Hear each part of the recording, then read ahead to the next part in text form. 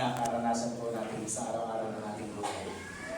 God is within us. Nasa sa atin po ang banal na Espiritu ng Diyos. Kaya tayo lahat ay pinagpala at pinaguran ng ating Panginoong Diyos. Ngayon pong umaga po ito, ang pinag-aaralan po kasi natin ay Christian living. Kasi nandun na po tayo, tapos na po tayo sa mga pangako ng Diyos kay Kristo.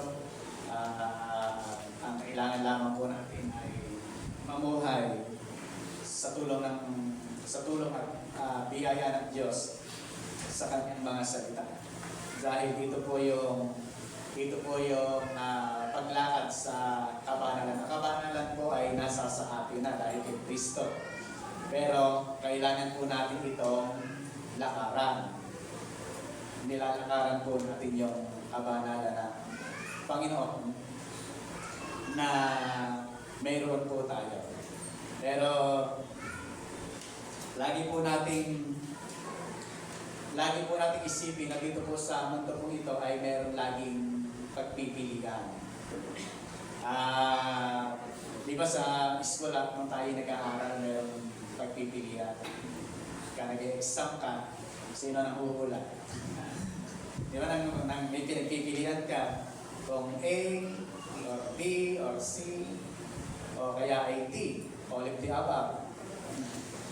Kaya sa ating pong buhay ay laging merong pinagpipilian. Kung pagpipiliin ka, tanong ko po ito, kung papipiliin ka, kung meron kapangyarihan kang kung meron kang kapangyarihan at pipili ka kung ano ang gusto mo, ano ang pipiliin mo?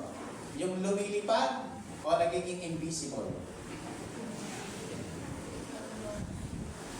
Sino yung lumilipad? Sino yung invisible? Sino yung wala dito? May kausap mo ba? Kung papipiliin ka, ano ang gusto mong piliin? Lumilipad o nagiging invisible? Parang nahihirapan kang pumili. Parang gusto ko lumilipad na invisible. Hindi, isa lang. Kaya ka na naman sa gusto ko, parepat lahat. Isa lang ang pagpipilian. Kasi, ang buhay nga natin ay laging nasa pagpili. Sa kantang Lerong-Lerong Sinta, kapipili ko kayo, ano ang pinaka masakit? Nalaglag sa puno, nabali ang sanga, o humanap ng iba?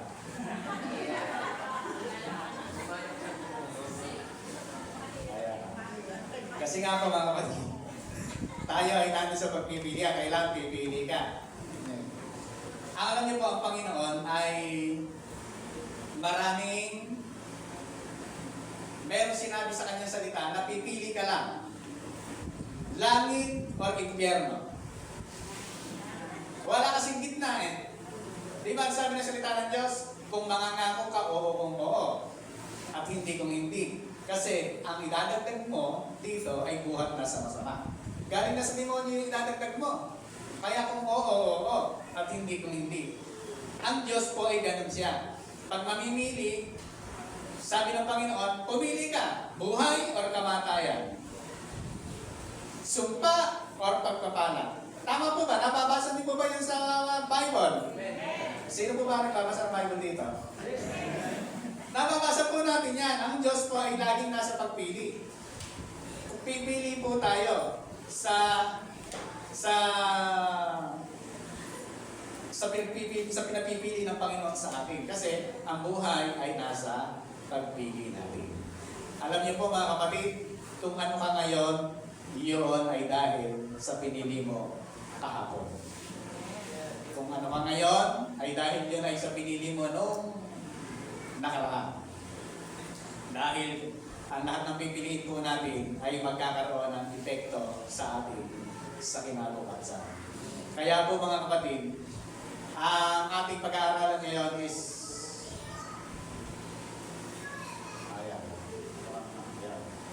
the immovable.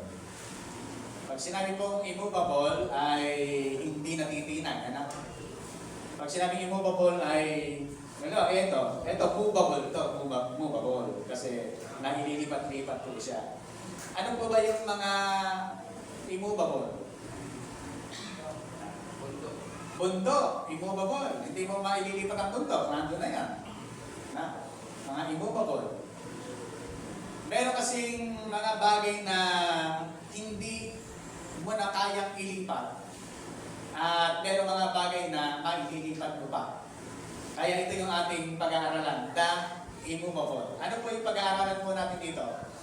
Ang gustong ituro po sa atin ng Panginoon dito ay bilang mga Kristiyano, we need na kailangan po tayo ay immovable. Hindi nasisiklop ng alon.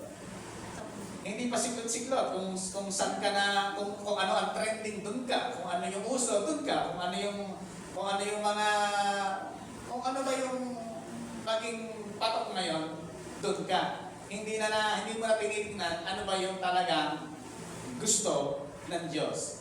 Kaya sa umaga pong ito, maganda maunawaan po natin, sino ba tayo at nasaan ba tayo? At pipili tayo mamaya kung ano yung bagay na lalakaran po natin. Okay, let's start.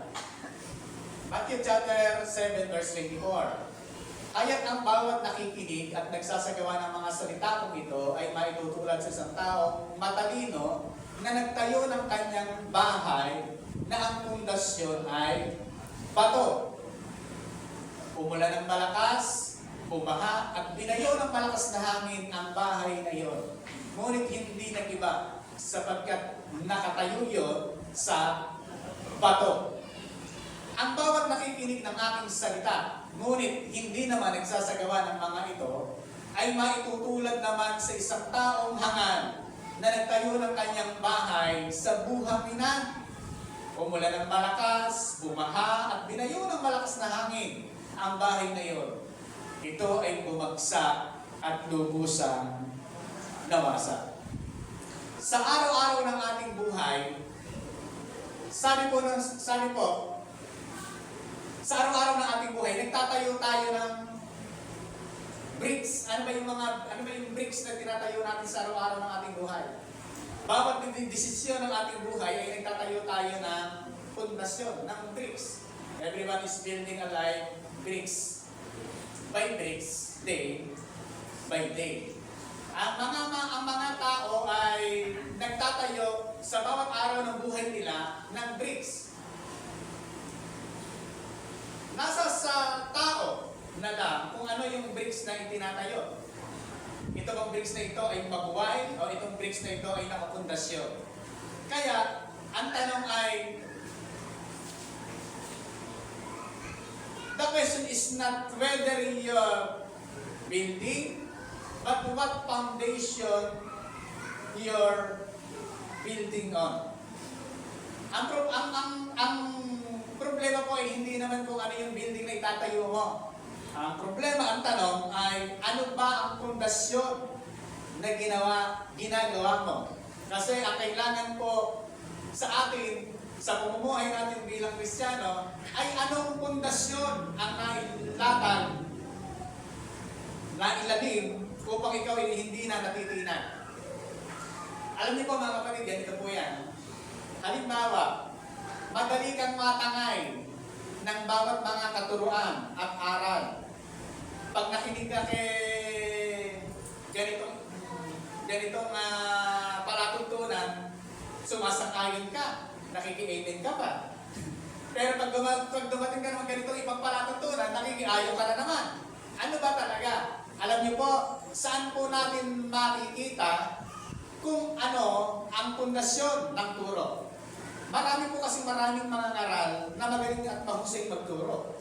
Mas mahusay pa sa kahit sinong nagtuturo dito. Marami po. Pero alam niyo po kung saan niyo po makikita kung ito ay may tibay sa pundasyon. Ano po ba ang pundasyon ng turo? Kapag ang pundasyon ng turo, yung major doctrine ay may problema, magkakaroon ng problema sa lahat. Ano po ba ang ating major doctrine? Ang major doctrine po natin ay about salvation. Kapag ang katuruan ng salvation ay malabnaw, malata, mga kapatid, kahit anong ganda ng tinuturo, kapag ang pundasyon ay hindi maganda, buwal ka dyan, buwal tayo dyan. Kaya sa lahat ng pinakikinggan nating tagapagturo, mapakaganda na ating inileleng o tinitingnan po natin, binibisita natin, ano ba ang foundation ng salvation ng katuruang ito. Kasi kapag ang pundasyon ay patungkol sa mayroon pang hihigit kaysa sa sinabi ng Bible na by His grace we are saved through faith. Ang kaligtasan po natin ay solus Christus, solo gratia, and solo fide. Ano po ang ibig sabihin nun? Dahil sa biyaya, dahil sa pananampalataya, at kay Kristo lang ang ating kaligtasan. Amen. Pagka bukod sa tatlong ito, meron pa, ibig sabihin, yun ay malatang pundasyon. Bakit po? Kasi po may nagtuturo na kung ang pundasyon ng kaligtasan ay kailangan sundin mo to, sundin mo to, sundin mo to. Ang daming susundin. Ang tanong ko, yung pag nagtuturo ng sundin dito, sundin dito, sundin dito, nasunod po ba niya yun? Yun lamang po ang tanong po ron. Siya po, naniniwala ako, 100% hindi nasunod. Bakit po?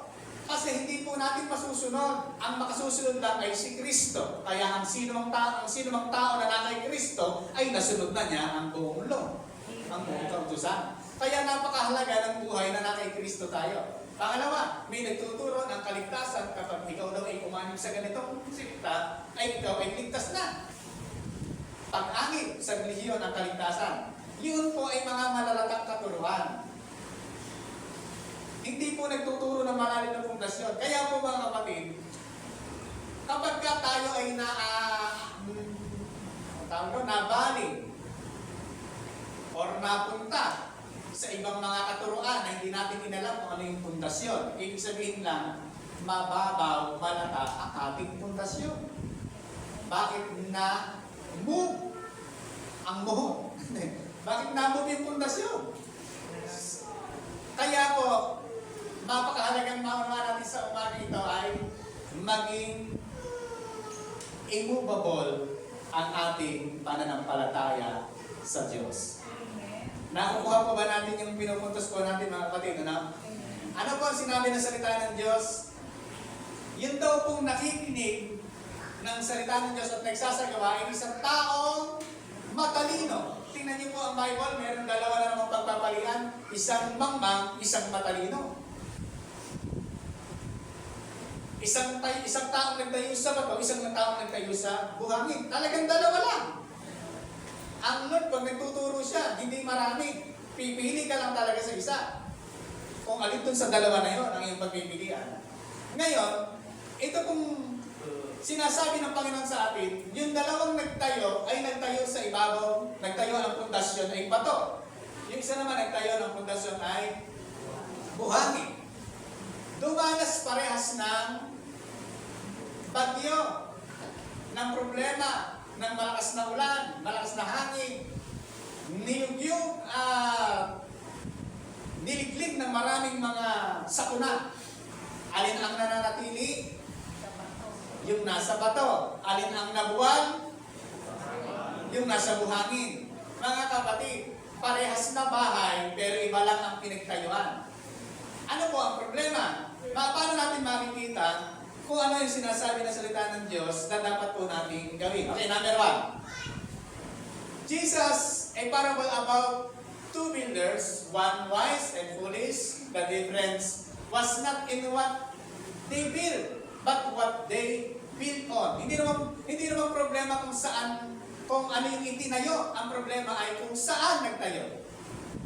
Nakukuha po natin. Hindi problema kung ano ang itinayo, ang problema ay kung saan itinayo. Okay, tira po natin. Number 1, the call to hear and obey. Ang matalino ay makikita po natin sa nakinig at sumunod. Marami po kasing nakinig pero hindi naman ginagawa. Maraming nakikinig, hindi naman sinusunod. Sabi ng verse 24, kaya't ang bawat nakikinig at nagsasagawa ng mga salita kong ito ay maitutulad sa isang taong matalino na nagtayo ng kanyang bahay na ang pundasyon ay bato. Sino ang matalinong tao? Ang matalinong tao ay ang nagtayo ng bahay na ang pundasyon ay bato. Iyan ang tinuturo ng salita ng Diyos. Makikita po natin sa paglalagay pa lang ng pundasyon, paglalagay pa lang ng pundasyon, makikita na kung matalino. Kasi ipinupundasyon sa bato. Christ living start with listening to Jesus' words. But hearing alone is not enough. Obedience is the foundation. Marami pong nakikinig, pero hindi naman lahat ay isinasagawa. Parang ganito, yung nagtayo ng bahay, pare-parehas din naman. Yun din naman, the same. Pero magkaiba ng tinayuan. Ang sinasabi ng salita ng Diyos sa atin ay hindi sapat na ikaw ay nakikinig. Ang kailangan ay sinusunod. Kasi kapag sinusunod, nandoon yung foundation. Tingnan niyo ba? A person who read about healthy eating, yung tao. Ito for example, yung tao na nagbabasa patungkol sa ano bang healthy diet, healthy na kailangan kainin, but never changes their diet, gain no benefit. Nagbabasa ka nga ng mga, itong taong ito nagbabasa ng mga healthy diet, healthy eating, healthy food. Ano yung mga bagay na mga magaganda? Binabasa niya. Pero hindi naman nagbabago yung kanyang lifestyle. Nabasa lang niya.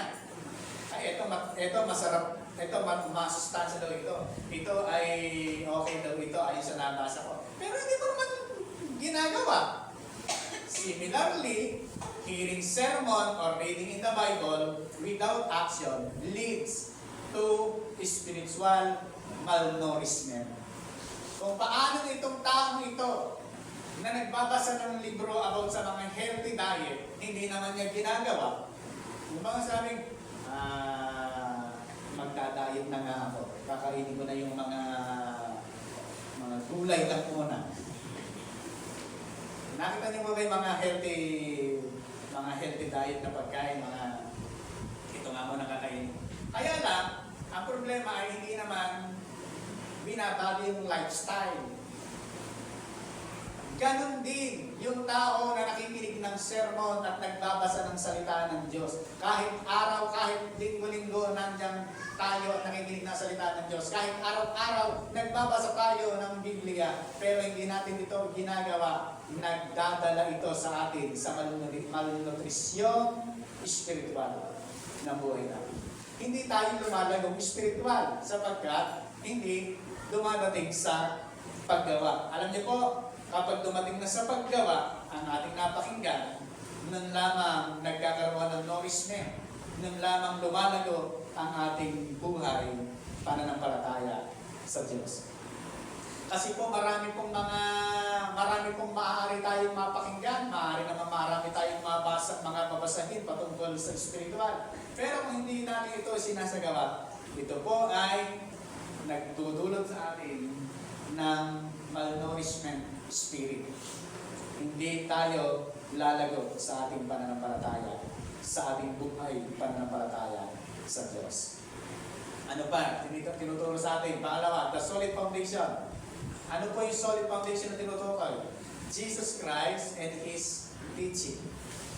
Ang solid foundation ay si Kristo mismo, ang Panginoon Jesus. The rock is Christ Himself and His Word. Sabi ng 1 Corinto 3:11. Sapagkat wala ng ibang pundasyong maaaring ilagay, maliban sa nailagay na, walang iba kung hindi si Jesu Kristo. Si Jesu Kristo po yung pundasyon. Kaya maliban sa kay Kristo, wala nang ibang pundasyon. Ang iba ang nagiging pundasyon ay material. Ang iba naman ay kapwa-tao. Pag nawala na si brother, nawala na si sister, lumalamig na rin, nawawala na rin. At ito pa sa mga kabataan, kapag nawala yung crush niya, nawala na rin siya. Kaya lang pala nandyan, kay Christy, hindi kay Kristo. Okay? Tingnan niyo po. Sapagkat ang sabi sa Diyos, wala nang ibang pundasyon na pwede ilagay. Hindi material. Aba, nung grabe ng pagpapala. Lalo ang pagpupuri sa Diyos, ang taas. Pero nung dumaranak na ng bagyo, ng pagsubok sa buhay, nawawala na. Unti-unti nang naglalaho. Ang tanong, si Kristo ba ang naging pundasyon or mga bagay na naglalaho? Kasi kapag si Jesus ang pundasyon, mananatili. Tingnan mo yung katabi mo. Kaya nananatili. Kaya hanggang ngayon, nandyan. Bakit?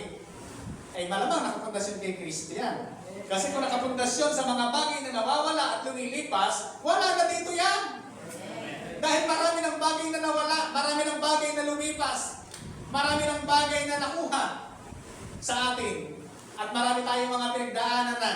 Pero sa biyaya ng Diyos, dahil kay Kristo nakapundasyon, nananatiling matatag at dahil pinatatatag lalo ng Panginoon.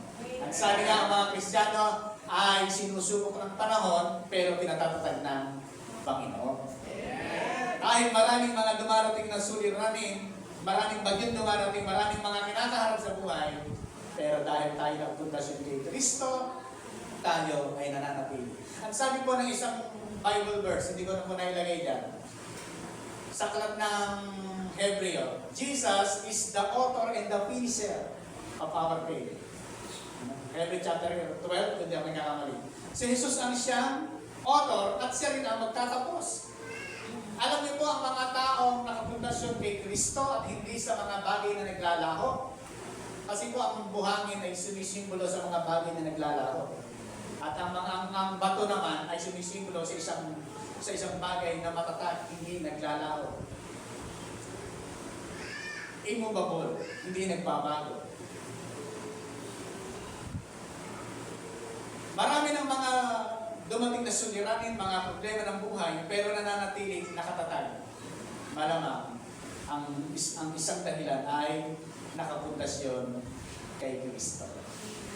Malalaman po natin ang taong nakapundasyon kay Kristo, hindi natitinag, hindi umaasa sa pakiramdam, sa pagsubok, hindi tinitingnan yung mga nangyayari sa kanyang buhay. Sapagkat, obedience to Christ, teaching, gives stability when life's storm comes. Ang pagsunod sa ating Panginoon Kristo, sa kanyang mga katuruan, ay nagpapatatag kahit mayroong mga bagyong dumarating sa buhay. Yung iba, pagka meron ng bagyong pinarating sa buhay, sinisisipan Diyos. Ano po ang sinasabi? Sumusunod pa naman sa Panginoon. Bakit naranasan ko itong mga bagay nito? Kaya ka nga naranasan ka nila kasi sumusunod ka sa Panginoon. Kasi hindi mo mararanasan ang problema na ito, hindi ka sumusunod sa Panginoon. Bakit? Ang problema, ang nagpapatibay ng pundasyon natin sa Panginoon. Hindi pinangako ng Diyos na walang problemang darating. Hindi po pinangako ng Diyos yan. Pag ikaw ay naging Kristiyano na wala ng problemang darating sa iyong buhay, at hayang buhay.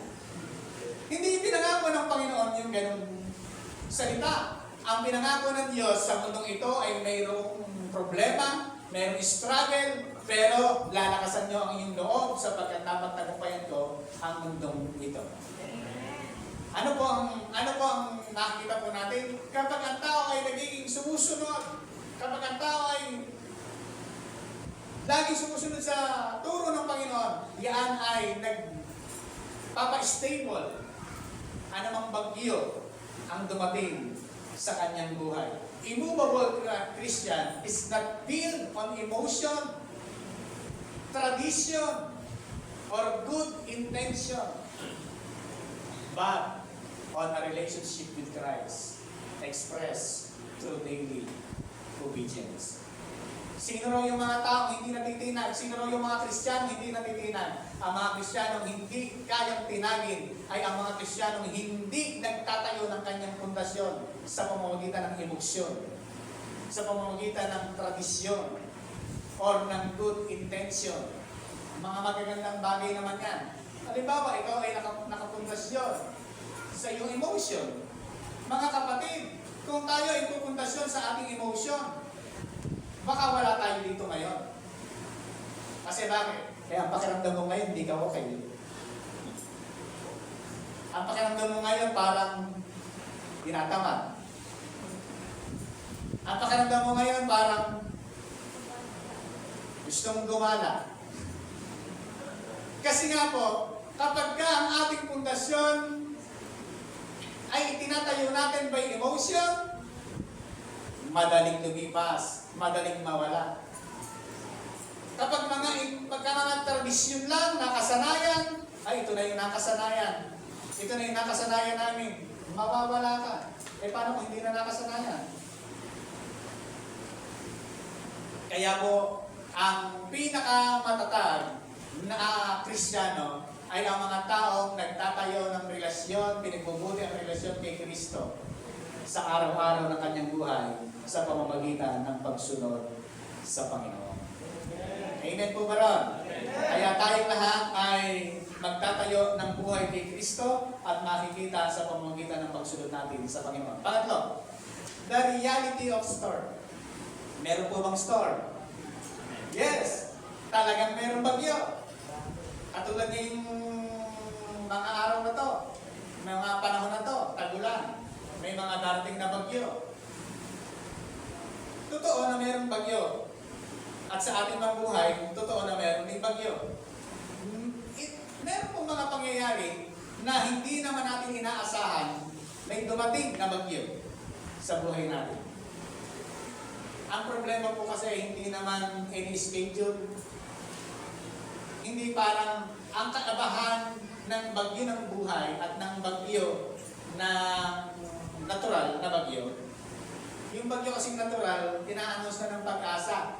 Isang linggo pa lang, nandiyan nakita sa Pacific, Ocean, ayan ang bagyo, ganyan. Nakakapaghanda ka. Tama? Pero yung bagyo ng buhay, dumarating nang hindi mo namamalayan, hindi bigla-bigla dumarating. Tama po ba yun? Hindi natin alam kung kailan darating ang bagyo ng buhay. Kaya ito, tingnan niyo po, basahin natin, pumula ng malakas, bumaha, binayo ng malakas na hangin, ang bahay ngayon, ngunit hindi nagiba sapagkat nakatayo yun sa bato. Kailan binaha, binayo ng malakas na hangin, at nagpulang malakas ang bahay, kailan po? Nung nasimulan ng itinatag. Nung nasimulang itayo ang bahay, noon dumating. Kaya hindi pwede na sasabihin natin kung kailan pa naman ako naging Kristiyano, bakit ganito ang buhay ko? Puno-puno na naman pagsubok ang buhay ko. Ayoko na nga maging Kristiyano. Buti pa nung hindi ako Kristiyano, siyempre, kakampi ka nun eh. Kaya hindi mo mararanasan talagang pagsubok ng buhay pampatatag kasi kakampi ka. And then, hindi ka nakakampi, padadala ka ng kaaway ng maraming mga suliranin. Ngayon, makikita ng Diyos kung ikay ay matatag at nakaaway, kung ikay matatag sa pamamagitan ng mga pagsubok na dumarating sa iyo. Kaya kailan po dumating ang bagyo? Nung nasimulang itatag ang bahay. Pansin niyo po ba yun, mga kapatid?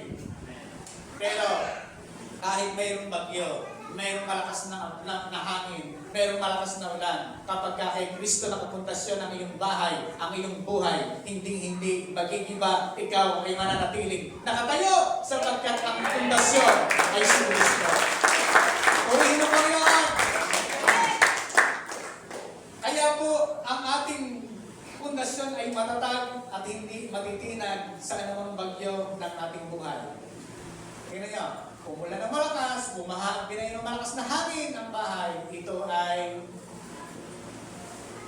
ay bumagsak at lubusang nawasak. Ito ang isang taong nagtayo ng bahay sa buhangin. Ano po ang pinakikita? Storms come to everyone. Believers and unbelievers alike. Totoo po ba yun? Ang bagyo ay dumarating sa bawat isa, kay mananampalataya ka o hindi. Totoo naman po. Ang kaibahan lang kung ikaw ay unbeliever, ay sisiklud-siklutin ka. Hindi mo alam kung saan ka napupunta. At meron, sabi to say, yung iba ay nagpapakamatay pa. Sapagkat hindi na malaan kung ano ang kanyang pupuntahan. Bakit? Eh kung nga walang puntasyong malalim, hindi alam kung ano ang pupuntahan. Sa atin, kapag mayroong problema, laging isang luhod lang ang Diyos sa buhay natin. Alam niyo po bang ang lapit ng Diyos sa buhay natin ay isang luhod mo lang? Kapag meron kapinta na ang mga bagyo ng buhay, isang luhod mo lang. Ang Diyos ay nandyan. Ang storm ay trial, temptation, suffering, and even death. Yan yung mga dumarating na storm sa ating mga buhay. Yan yung dumarating na mga bagyo sa buhay natin. Hindi natin inaasahan minsan may trials, may temptation, may suffering, may kamatayan. Hindi po natin alam kung ano yung mga darating, pero isa lang ang alam natin, ang taong nakapundasyon kay Kristo, hindi kayang ibahin ang kahit anong problema ng mundo. Sapagkat huwag tayong magtataka sa mga problema na dumarating. Lahat ay dumarating dyan. Kay mananampalataya at hindi. Meron lang kaibahan kapag sa Kristiyano na nakapundasyon kay Kristo, dumating ang problema. Lalong tumatatag. Ang sabi nga ni Apostol Peter, anong sabi ni Apostol Peter patungkol sa problema na dumarating? Ang sabi ni Apostol Peter, ang ginto na pinadaraan sa apoy ay nakikita na kung totoong puro. Tama po ba? Ang ating daw pananampalataya ay parang ginto. Pinadaraan sa apoy para makita kung totoong puro. Sumahin po ninyo. Pag-isipan po ninyo yung sinabi ni Apostol Pedro. Ang ginto, para makita kung ito'y totoo, ay pinadaraan sa apoy. Ibig sabihin, minsan ay expected sa ating mga Kristiyano na dumaan sa apoy. Bakit? Para makita kung talagang purong ginto. Kasi hindi naman lahat ng kumikinang ay ginto. Meron din sa ginto. Tama po ba? May nagkukunwa-kunwarian. Kaya po, ang sabi ng Apostol Pedro, kapag dumarating ng pagsubok ng buhay, yan ay pagpadadalisay, pangpadalisay, pangpuro sa atin. Yan sinasabi ng salita ng Diyos sa atin. The foundation determine whether we stand or fall. Ang pundasyon ay nagdedetermina. Ay malalaman natin kung ang pundasyon ay matibay kung gumuho yung itinayo. Yan po yun eh. The foundation determine whether we stand or fall. Kapag ikaw ay bumagsak, kapag ang nakikinig ng salita ng Diyos ay bumagsak at hindi na nanatiling nakatayo, ibig sabihin, nakatayo sa buhangin. Pero pag naman nanatiling nakatayo, ibig sabihin nakatayo sa iba, sa anong pundasyon ay bato. Ngayon, kapag dumating ang mga suliranin ng buhay, yung dalawang bahay, the two houses, pares naman eh. Pares na bahay. Pero, parehas na bagyo, parehas na pinagdaanan, magkaiba lang ang pundasyon ng dalawang bahay. Imagine, two house, yan, side by side, same design, same paint, same roof, magkatulad. Yung isa ay bumagsak after na bumagyo. At yung isa naman ay nanatiling matatag. Alam niyo po mga kapatid, sabi, the foundation unseen but essential. In the same way, two lives may look similar from outside, but only the life surrounded in Christ can withstand the storm. Yung pong pundasyon, hindi naman nakikita, pero mahalaga. Agree po ba kayo, Rob? Ang pundasyon, ano ba, building na to, hindi naman natin nakikita yung pundasyon ng building na ito. Kung gaano kalalim yung ginawang pundasyon ni Kuya Boy yan. Hindi natin nakita, hindi nyo nakita yung iba, hindi nakita. Kasi hindi po tumulong ako kayo. Hindi lang nakakalungkot eh. Hindi, joke lang po, nagpamigyan na naman. Ang pundasyon po ay hindi nakikita, pero mahalaga. Mahalaga po siya. Ganyan po yung ating buhay kay Kristo. Hindi nakikita natin, hindi nakikita ng ibang tao, pero mahalaga. Makikita kung ikaw ay matatag sa panahon na mayroong problema. Tingnan niyo po, the foolish builder, hearing without doing. Ito naman yung isang mangmang na tagapagtayo ng bahay. Pinatutungkulan, sila yung mga nakikinig pero hindi nagsasagawa.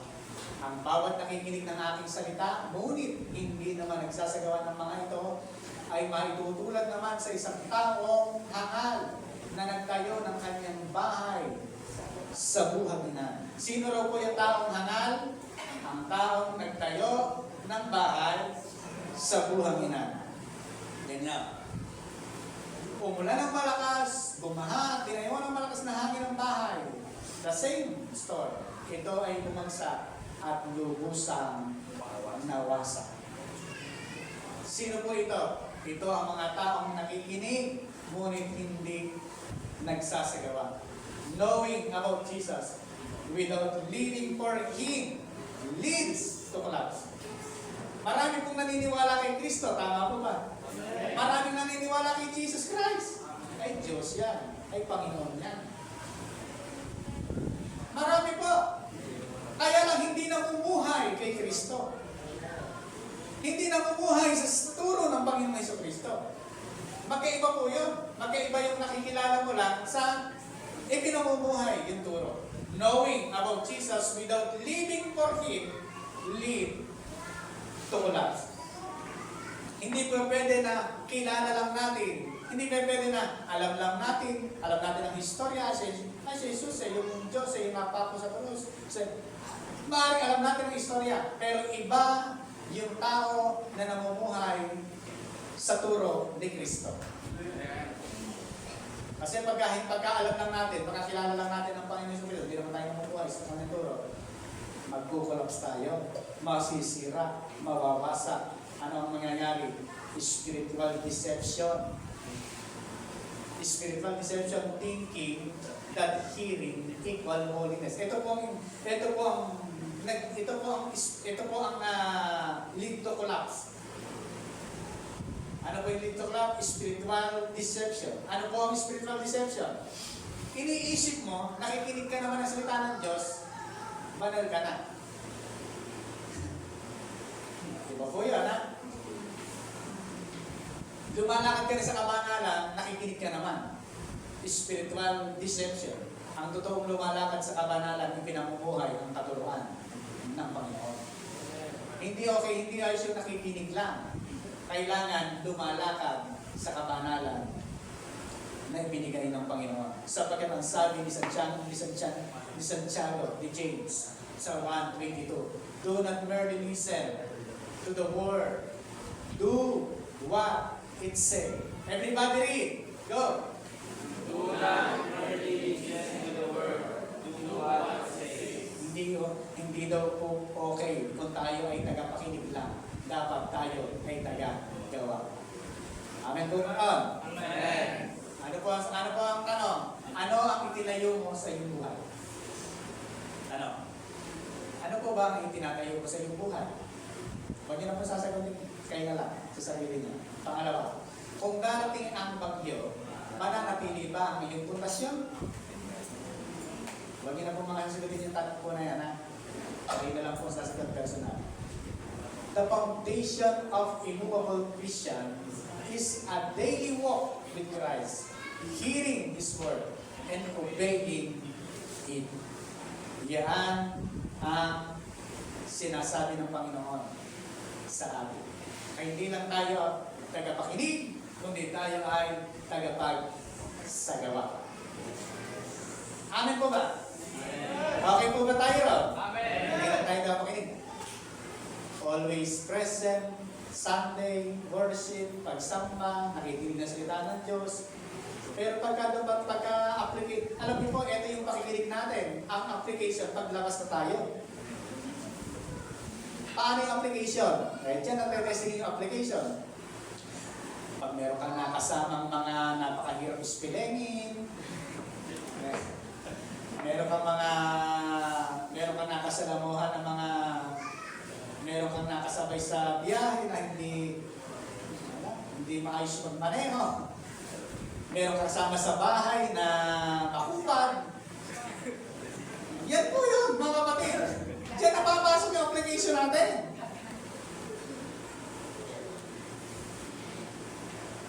Kasi ang ating pong battle pag nasa labas na tayo.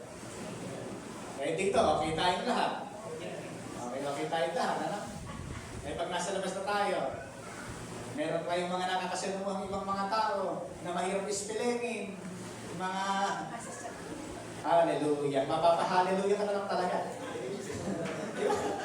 Yun yung application po natin sa labas. Makikita ko talaga ikaw ay Kristiyano.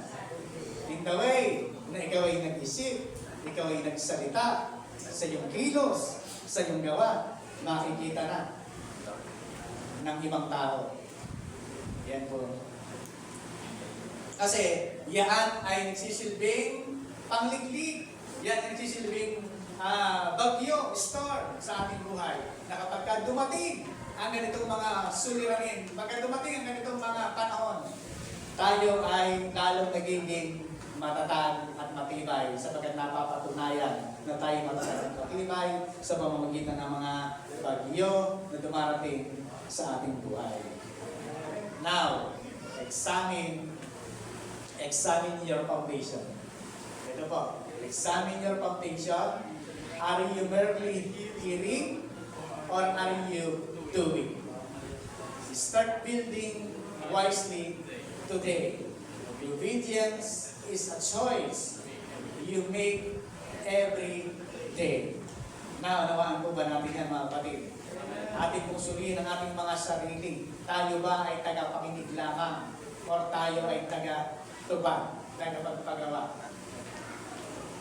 Start building wisely today. Simulan po natin ngayon, nakikita natin ang salita ng Diyos.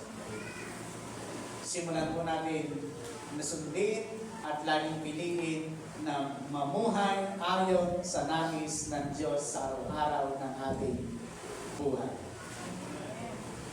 The question is, ang huling question, ang huling tanong ko mga kapatid. Huwag niyo pong sasagutin yung tanong ko. Kanino ka nakapundasyon? Sa bato or sa buhangin? Huwag niyo pong sasagutin yan. Sagutin niyo lang sa sarili niya. Our big idea is, in Christ, I am immovable Christian. Ang taong na kay Kristo ay hindi kayang pinagin kahit anumang bagyo at problema ang dumating, mananatili sapagkat nakatayo sa ibabaw ng bato at walang iba kung hindi si Kristo. Kapag si Kristo po ang ating pundasyon, ang pamumuhay Kristiyano po natin, hindi parang alon sa dagat na sinisiklot-siklot, kundi meron tayong malinaw na direksyon at malinaw na patutunguhan. Alam natin kung ano ang ating destinasyon sapagkat tayo ay nakay Kristo. Lahat ng nakay Kristo tumayo. And everybody read ng malakas. 1, 2, 3, go! In Christ, I am immovable Christian. Isa pa. Dahil kay Kristo, ikaw ay Kristiyano na hindi kayang tinagin.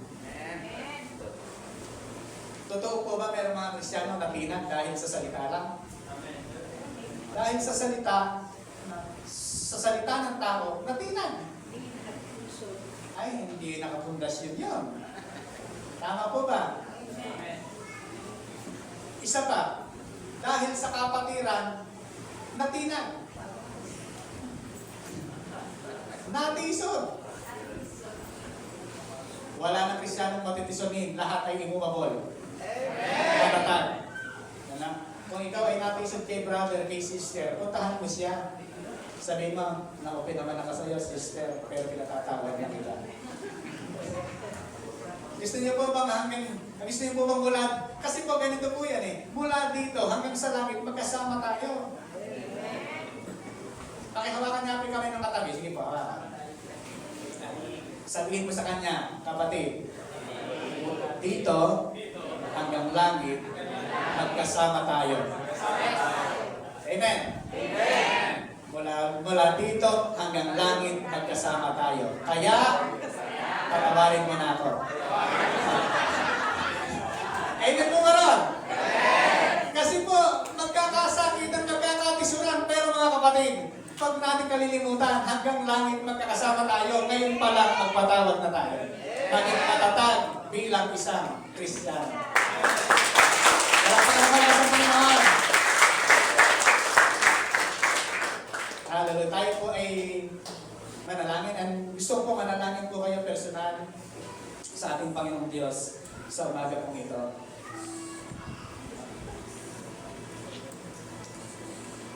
Patuloy po natin ilalim ang ating pundasyon sa pamamagitan ng ating malalim na relasyon kay Kristo. At kapag ang ating pundasyon ay malalim na kay Kristo, naniniwala ako, walang anumang bagyo, walang anumang trials, walang anumang problema, anumang pagsubok na dumarating sa ating mga buhay ang makapaghihiklat sa atin sa pundasyon na na kay Kristo. Aming Amang Diyos, maraming pong salamat. Ikaw ay mabuting Diyos sa lahat ng panahon, oras ng aming buhay. Lagi po namin ibinabaon ang aming pundasyon sa iyo sa pamamagitan ng aming daily relationship, daily fellowship ng iyong mga salita, at ito po ay aming sinasagawa. Ama, inaamin po namin na sa sarili lamang po namin ay hindi namin kayang sundin ano man ang iyong naisip. Humihingi kami ng tulong sa iyo, sa tulong ng Banal na Espiritu na mamumuna sa aming sasabihin, sa aming gagawin, sa aming mga binabalak. Hayaan po ninyo, Ama, na ikaw ang mabigyan ng kaluhuran sa lahat ng ito. Ama, patuloy po na ang iyong pag-ibig ay maranasan po namin sa araw-araw ng aming buhay. Lumalim kami sa pagmamahal mo sa amin. Sapagkat kung ang pag-ibig po ninyo ito ay lalong lalalim sa aming buhay, Ama, matututo kaming magmahal ng aming kapwa. Sapagkat kung ano lamang po ang tinatanggap namin sa iyo, yun lamang ang maaari po namin ibigay sa aming kapwa. Maraming salamat po, aming Ama. Gawin mo kaming mga Kristiyanong hindi natitinag sa anumang panahon, anumang sitwasyon ng aming buhay.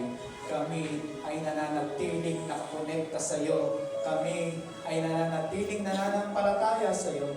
Kami ay nananatiling sa iyong pag-ibig, aming Ama. Amang Diyos, maraming salamat sa iyong mga pagpapaalala, sa iyong mga katuroang ito. Lagi namin isipin na hindi lamang kami ang dumaranas ng problema, ng pagsubok, ng trial sa buhay. Kahit ang mga taong hindi nananampalataya sa iyo ay meron din pinagdadaanan sa buhay. Amang Diyos, dalangin po namin na maabot din sila ng iyong pag-ibig.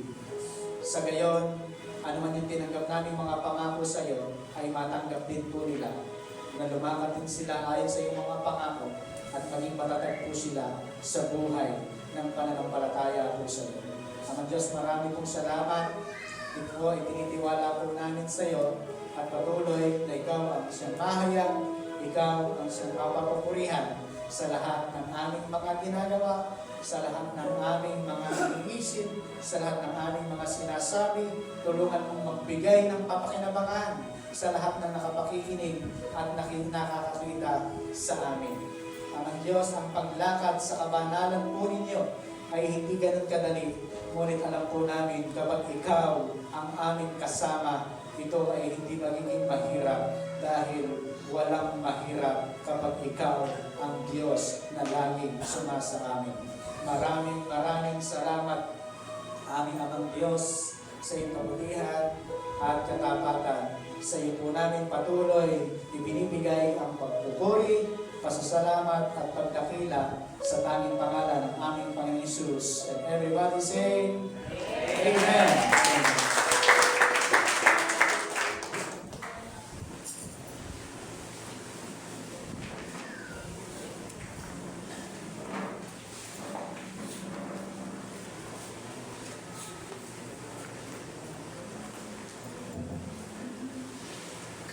Sige po, yan tayo natin at ang pagkakalaro at ating pagkakalaro. Ama, salamat po God sa oras na ito. Muli o God, ay magbibigay na mayroong kagalakan sa amin. Lord, salamat po God sa mga pagpapala na patuloy mo na binibigay sa iyong mga anak. Lord, sa mga pagpapalang ito, God, ay patuloy na ikaw ay God ay aming mapaluluan. Lord, salamat po God sa iyong pag-iingat sa aming mga paraning, sa aming mga alagang alupan. Lord, ano man ang kanilang pinagkukunan ng kinabubuhay sa kahiyan, tindahan, pananahin, pamamasukan, Lord God. And Lord, napatuloy na ikaw sa magbigay ng kalakasan sa bawat isa. At Lord, na patuloy mo God na pagpalaan pa ng iyong mga anak. At Lord, salamat Lord God na patuloy na ikaw ang Diyos na mapanangalan sa bawat pagbibigay ng iyong mga anak. And Lord, na patuloy na ikaw ang isang Diyos na aming mapaluburan sa pamumunan natin. Salamat o yan at patuloy na namin pinupuri at pinapasalamatan sa matis na pangalan ni Jesus. Amen.